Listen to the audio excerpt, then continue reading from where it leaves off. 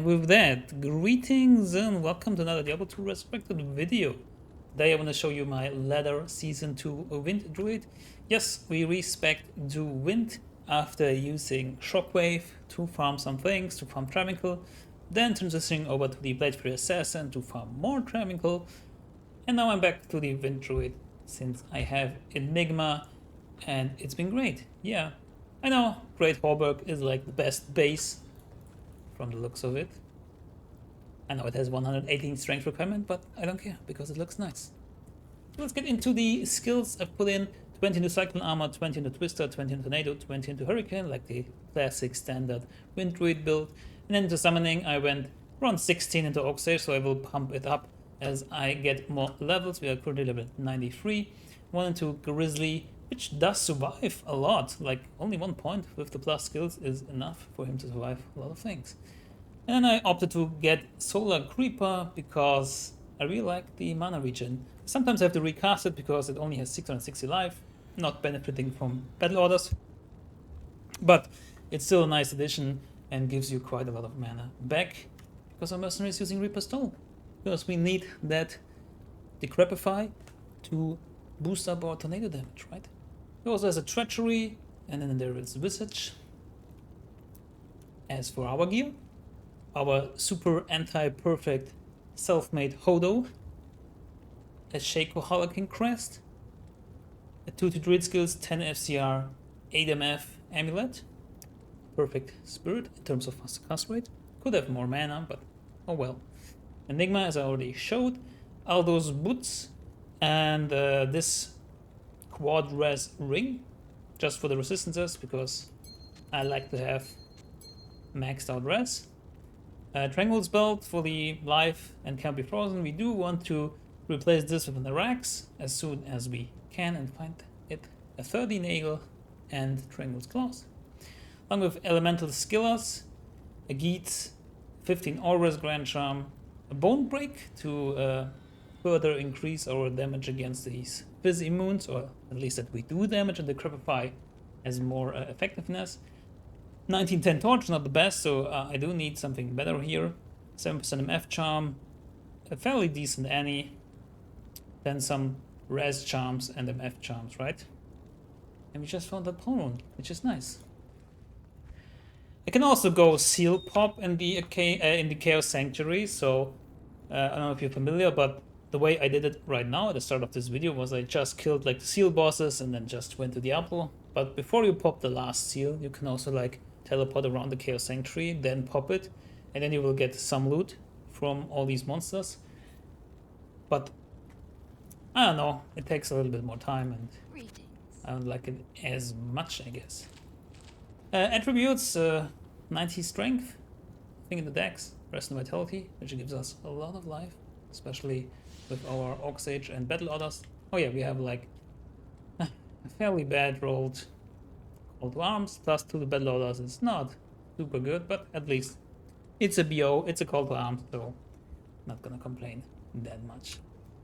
That's the build, and yeah, let's do some farming. I mean, you can go anywhere with this build, which is the beauty of it, right? We cast everything, get our BO, Hurricane, and Cyclone Armor. Then what I usually do is I look for uniques, like unique monsters, and kill them, and just go like boss killing like that. Maybe kill some ghosts on the way because they have like a nice drop table for runes. Sometimes I kill like these packs here of monsters, but I guess it's not worthwhile in terms of XP. We do want to get some more levels. So now that we're 93, I guess Terror Zones would be the way to go. But I like it for Magic Find to come here and kill like a lot of stuff. And it's also fun. It's like the first time that Chaos Sanctuary is actually fun to me. I always hated it because of all the curses, and especially if you have like melee characters or something, it's like so bad. But with this Druid, which is kind of like a melee caster, because you need to go right up into the face of the monster, it's actually quite fun. And it's challenging as well because you need to have like a good positioning. As you saw earlier with Lord DeSace, he was like running around, being a little, you know what, and yeah, it made it a bit difficult. So he's sometimes running away, and since I'm playing on controller, my teleports are always the same distance. I cannot control it. I cannot control the distance, so it makes for sometimes annoying, sometimes fun little game where you need to position yourself clearly before teleporting, you know. But that is interesting to say the least. If I would play on keyboard or mouse, which I can, of course, then it would be a bit more precise.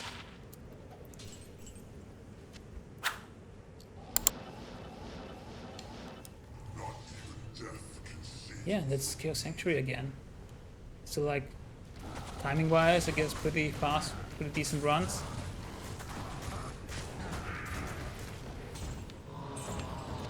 Tele, first time. Ooh, not the best always, but I take it for now because I don't have one. And of course, you can also, or I can also, with this character, farm somewhere else, like. For example, what is Terror's on right now? The jail. So we can go in the jail. A lot of ghosts that are normally physically immune. But it's okay for us. Since we have the Thunder Charm and also we have like the Reaper's Toll, our mercenary. So depending on what Terror Zone is up, I like to do the Terror Zones and go like Champion Pack and Unique Pack hunting. If the Terror Zone is bad, I kind of do just Chaos Sanctuary for Magic Find, you know.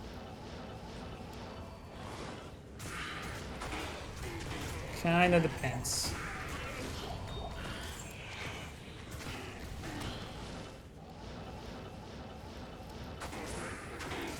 But yeah, I guess you get the picture. It's like the typical win through it. Ooh, a Sunday. Let's see what we got. It's nice that they drop like during a video roll. Lame Rift Grandcha, minus 89. That's so bad. It's almost max on the res. So what I do want to do, I want to invest heavily into my cold damage going from here. Like I want a Nightwing's Wail. I want the Doom X because it's up to minus 60 cold res along with plus 2 skills. A six cold faceted Crystal Sword would be better, but it's also more expensive, I think. So whatever comes first, I would get that. And then like a Nightwing's Wail with a cold facet in it, that will be very nice. Also, get a Cold Thunder that is near perfect. This one has 79, it's not great. And at the end, also get Infinity for my mercenary, so we have a lot of cold damage. And I think that's pretty nice when your Hurricane ticks with 4000 damage or something like that. It complements the Tornado build very well, I think, because sometimes your tornadoes like go to the side or not really hitting, but Hurricane will always hit everything that is in your vicinity. It makes for really nice telestomping. So stay tuned for the future because I want to make that build and I want to make like a Hurricane win through it. It's like the same, but it's not. Like the build is the same, but I want to lean more towards the cold damage board. So this goes up to like 4k or something. And I guess the tornado damage will be quite or almost the same as it is now. So I think that works out great. So stay tuned. See you then. And until then, good luck, have fun, and goodbye.